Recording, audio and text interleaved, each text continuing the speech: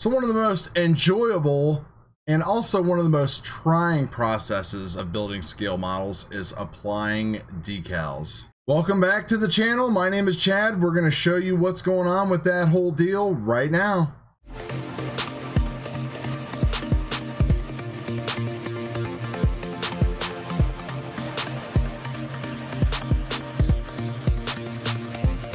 Now, applying decals to your model is really what brings it alive. Some models you can go ahead and mask off and paint certain markings or pinstripes on a car or a hood. It's always, in most cases, going to look better than decals. But for all these intricate designs and stuff, sometimes you have no choice. You would never be able to capture detail like this by hand painting or masking it with airbrushes. A couple key things. You definitely want to wear gloves so you don't have and add any additional oils or dirt or anything like that to your model. You want a nice, super smooth finish, either with your paint or with a gloss coat covering. You can use stuff like a Krylon spray to get a nice glossy finish. You can also airbrush something here, like this Mr. Color airbrush ready paint, or good old Pledge floor polish. This is known as Future, and it used to be under the Future floor polish name, but this is what it looks like in 2020. And you literally can just brush this all over your model if you're just getting started, and it will self-level and dry out and make a super smooth glossy finish. Then when you're done and you don't want a glossy model, you can kind of spray over that with a flat coat to kind of dull that all back down. Another key thing that I have found is that warm water is the way to go. I use a candle warmer to keep my water warm, so that way when I put the decals in there, they will easily slide and move off of the backing paper. Couple other things that modelers use is setting and softening solutions. Now, some of these are in a one bottle solution like this Walther's Solvaset, which is pretty strong stuff, and it allows you to conform the decals to the complex shapes and stuff like that that would otherwise just kind of be wrinkly and crinkle up. This will actually just soak and melt that decal down into the paint. That's a one-part solution. Some people make a two-part solution like Microset and Microsol by Microscale Industries. This you put on first on the model itself, and it'll help you position the decal a lot better. This right here is what actually will melt that into the plastic. Now, when you apply that or the Solvaset, your decal's gonna shrivel up and it's gonna look horrible. Just leave it alone. After about 4 to 6 hours, it is gonna be completely flat and conform to spaces. If you take a look at the edges of these X-Wing here, these stripes here, they would conform real nicely. You can see here how the decal is sunk down over this material right here. So really good stuff.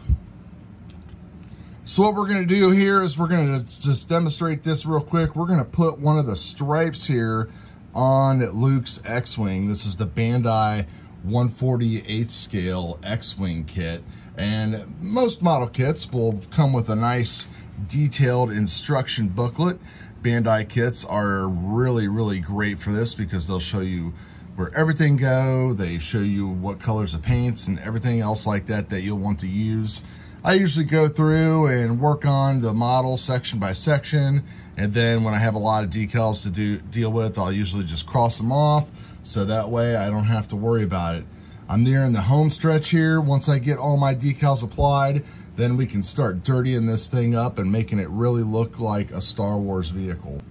So I'm just going to take some locking tweezers here, and I'm going to dunk the decal into the water just for a few seconds here. And then I'm going to lay it here on this paper towel to kind of drain off.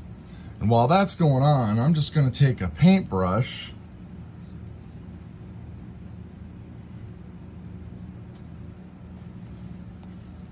And I'm going to apply some of my water that I actually have some of that setting solution in, and I'm just going to rub that all over this wing here so we can get this decal on there and be able to maneuver it around a little bit easier. And we're going to verify that our stripes actually are going to be winding this way on this model. And after a minute, you can see that I can maneuver this decal around pretty much anywhere. So now, the seam for this decal I want on the bottom of the wing. So I'm just going to position it there and pull the backing paper off from underneath. You want to do a little bit better job than I did there because you really want this to be nice and smooth.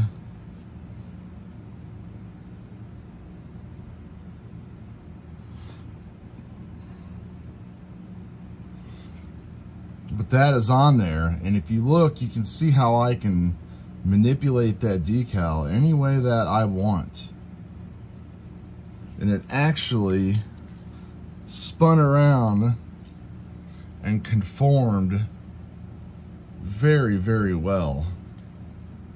You can zoom in and take a closer look here, and you can see that looks like it was almost painted on. So I am super happy with the way that that looks right there. Now I'm going to take some of the Solvaset solution and I'm just going to brush that all over the decal, and that will basically lock it down and start the process of melting this thing into the paint and making it look like I spent hours masking and putting this on. And there you go. That's going to shrivel up a little bit, and then that is going to sink down right into that paint and look really good, just like the rest of these markings here. And then a couple more to do, and we will be ready to move on to the next stage of modeling. But that is how I do decals. Try it out. Let me know what you think. So that's going to do it for that little decal tutorial, guys. Hopefully that helped you out. If you have any questions, please let me know, and you'll see this time and time again on this channel, I'm sure, just not as in-depth. What I'd like to do is just pump out some model builds and kind of go through and make those like all concise in one video, and just kind of go from there. But from time to time, got to remember that there's a lot of beginners out there that have questions and need to know how to do this stuff, and I just want to provide more information to all of you. So thanks a lot, guys, and we will see you next time.